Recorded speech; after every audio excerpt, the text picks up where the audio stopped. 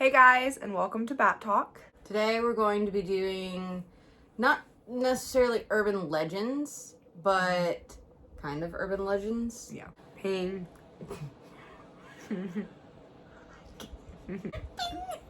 An urban legend, myth, or tale is a modern genre of folklore. It often consists of fictional stories associated with the macabre, superstitions, ghosts, demons, cryptids, extraterrestrials, creepypasta, and other fear-generating narrative elements. God, everything comes from creepypasta. Everything comes back to creepypastas. Oh my gosh. We should read more creepypastas. Oh gosh. I want to read more creepypastas. So what actually started it was I was watching an episode of Doctor Who, of course. And, there was just a quick comment about the boogeyman, and it kind of started turning wheels in my head, and I was like, where is the origin of the boogeyman? And then it kind of just spiraled down into the amount of like research that I've been doing on this, and I'm not going to touch on all of it tonight because it led down so many different rabbit holes. But yeah, so we're gonna be kind of doing on urban legends. Yep. Mythical creatures that are known throughout history. Yep. So the origin of the boogeyman is not really like fully known. It's dated all the way back to like the 15th century. It is essentially is believed to be a creature that parents use to frighten their kids. As in, like, don't go into those woods over there, or the boogeyman will get you. Things like that. Go to bed on time, or the boogeyman will get you. Going a little further back, it kind of goes almost back to when people believed in things like hobgoblins or brownies. It was another word for hobgoblins or brownies or things like that, of that nature. Hobgoblins, are like the part of the fae folk that live in houses. More commonly, I think they're like, if they're like in houses, were more commonly known as brownies. Brownies were helpful spirits or creatures that would come out at night once the family in the house would go to sleep, and would do like small chores like dusting, organizing something, repairing like shoes or socks, or small little tasks around the household. Oh, how nice. And they would do that in exchange for like fresh cream being left out for them, like fresh food, things like that. So hobgoblins or brownies, though, if the family that they were taking care of turned on them, could become boggarts. Which is kind of like their evil counterpart. If a brownie was mistreated, or felt it was being treated unfairly by the family, like not being given its due, as in like the fresh cream or anything like that, it would eventually, it could turn into a boggart. Boggarts, or bogarts, I'm not 100% sure on which way you pronounce it. I've read it both ways, the pronunciation. Turn into like tricksters, pranksters, spiteful creatures. Also, that gets a little bit more into like the hobgoblins. I've seen it both ways, where brownies turn into hobgoblins or turn into boggarts.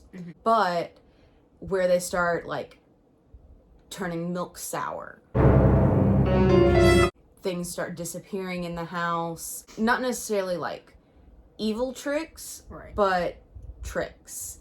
They're kind of pranksters, mischievous, and then if they get really evil, that's when they turn into a boogeyman. Brownies and hobgoblins are kind of like seen as like these little, like almost like mole kind of creatures. Like they're small and just kind of like brown.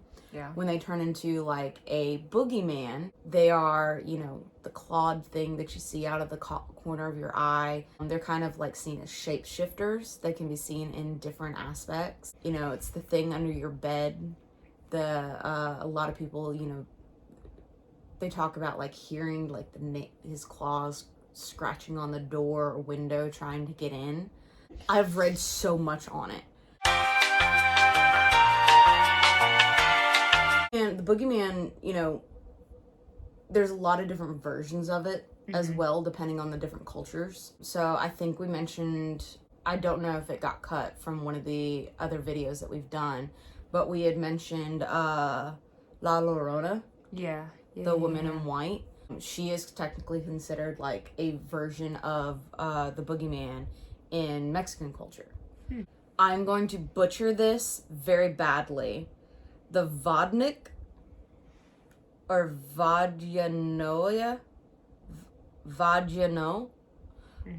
is the Czech Republic version, and is actually a water spirit that entices humans or people that have done bad to water's edge and drowns them. And that almost led me down another rabbit hole in, is that the origin of like sirens and mermaids, where you know the song can lure you into the would lure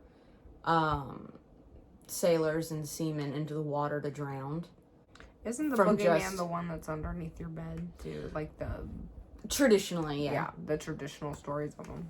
From like probably in our generation, that's more so what we think of is, you know, when you go to bed at night, you make sure that like your hand or your foot's not dangling off the edge of the bed so that he can't grab you Yeah. or anything like that. Yaramayahu in Australia is a frog, but apparently that's a version of the boogeyman. Clude or Clude of the Flemish countryside in northern Belgium is a dog-like demon with a beak, scales, fur, and sharp claws. Which brings into mind to me like the Grimm. Yeah. To me, it's the part of the rabbit hole is just the way that like a lot of this is kind of like interconnected, and how it can translate into other creatures that we think about when it comes to like different mythology or mystic creatures and stuff like that. Yeah. In Brazil, there's a lullaby that they'll sing that warns about the cuca. A what? Cuca? It's our crocodile woman. Warning children not to go near. I wouldn't go near. You don't have to say nothing to me. Ow! Just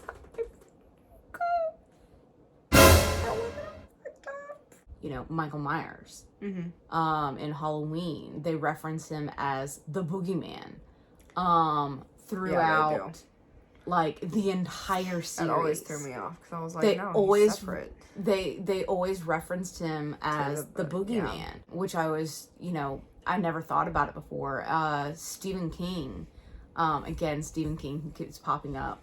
Big fans, big fans. Big had a story that was adapted to a film called The Boogeyman that was, you know, if I remember correctly, it's been a minute since I've watched or read it, where a kid was terrorized by the boogeyman growing up, and like as an adult starts trying to like face the boogeyman again. Ugh, why would you want to do that? That's like It. Yeah. It. If you haven't read it, it's very much, you need to go back and read it. It's so good, and there's a lot of nuance and details in the books that they just can't fit into the movies, no matter what you do. That can get me on another tangent about the difference between books and movies. Oh yeah. So I'm not even going to try and go I agree there. on that. Books are way better than the movies. Books are so much better than Well, them. they go into more detail, and so it allows you to I understand. mean, it to a more. degree, like I can't fault the movies because there's only so much. No one's going to sit down and watch a 5 to 6 hour movie. Depending on the movie. Not sit there and watch it I straight. would. Not sit there and watch it straight. If people can have a freaking Harry Potter marathon, and those are like 500 hours long. I'm then talking you about could box freaking- office sales. Oh well, yeah, on the box office, yeah, but And that's can why you- they put it in different parts. So you're going to sit there and go to the movie theater and pay $30 per ticket, if not more, to sit there and watch a 4-hour movie? Yeah, I would. I'm paying $30. I'll sit there for 6 hours if I have to. I'm going to be talking about Bloody Mary today. Like, you know, when I thought of Bloody Mary, I, you know, just heard the story. Like, you say your name 3 times in a mirror and she's supposed to pop up or whatever. Like, you go into a dark bathroom, Yeah. close the door, turn off all the lights. Yeah. And I think what is like traditionally you're supposed to like spin around, and when your eyes meet the mirror again, you say your name. So there's actually different versions of it. It became a legend in the 19th century. Mm-hmm. That's when it kind of just started, and it started off as like a legend. So there's a folk tradition of it, and then there's a legend of it. I'm gonna go over the folk tradition first, because that one's actually kind of interesting, because it's not what you think Bloody Mary would be. But this is the folk tradition of it. So in the folk tradition, women would walk backwards, and they would hold a candle in their hand, and they would walk backwards upstairs, and they would have a hand mirror in their hand. And at the end of it, once they walked like up the stairs, if they saw their future spouse's face, that meant good omen. But if they saw a skull or a grim reaper, that would mean they're going to die. They saw the boogeyman. That is the folk tradition. The legend is where it comes to like the different types of rituals, which there is a lot of different types of rituals. There's one where you just chant like her name into a mirror. There's no like specific times, you just kind of chant her name until she appears type deal. They said that they would see like an apparition of Bloody Mary. Some say after they do that, they could hear like her screaming, they could hear her crying. They would even see her as like a ghost or a witch or like a dead person, like a corpse. Not like a ghost, because like ghosts they don't look like how they looked when they died, but like them as their dead body. So as her dead body. The reasoning for her showing up, she would steal your soul. The identity of where Bloody Mary came from, that's when it's like there are multiple. There's like 4 or 5. I only focused on 2. Mary Worth, which I will go into details of her, and then Queen Elizabeth I, or Queen Mary I. There is one about this girl named Mary Wales, but her name just sounded boring, so I didn't want to go into detail with her. Her name was boring, so we decided not to. Just don't like her name. In the Mary Worth story of it, they believed that if you said Bloody Mary 100 times, yes, with her it's 100 times. Some would say, now not everybody, but it was like known, you would say come out with your axe. So Bloody Mary 100 times, and then at the end of it, when you were done, you would say come out with your axe. She would come out with her axe and like baseball bat thing across your head. Some say she was a woman who herself. There has been some that have said that she died in a car crash. Some have said that the reasoning why she herself was because her baby died. Then there's others where they're saying that she was a witch and they burned her at the stake. Well, some would actually say, Bloody Mary, Bloody Mary, Bloody Mary, I killed your baby. And that was also said to make her come forward. The main story about her is that she was a witch burned at the stake. She's like cursed the mirror type deal. So here's the complicated thing about Bloody Mary, and this is something I found interesting, is that nobody knows what her story actually is, because nobody can pinpoint when it started.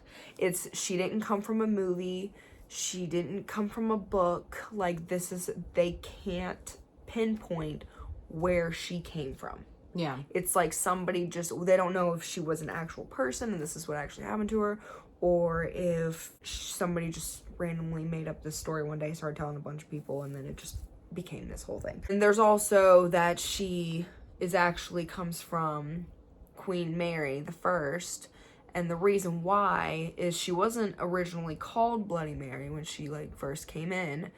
They didn't call her Bloody Mary until she burned 280 people.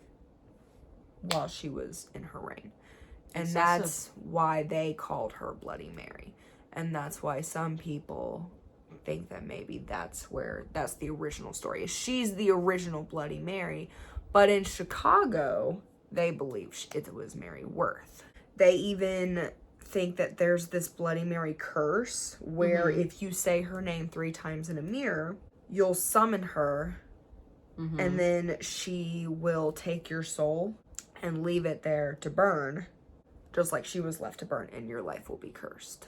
Not a soul. What left do you have? Well, you can still live without a soul. It's just once they have your soul, that just means when you die, you're theirs. You don't get to go wherever it is you believe you want to go. You just Excessive. yeah. I'll say that again. Excessive. She's basically like it's like a demon when you sell your soul to the devil type deal.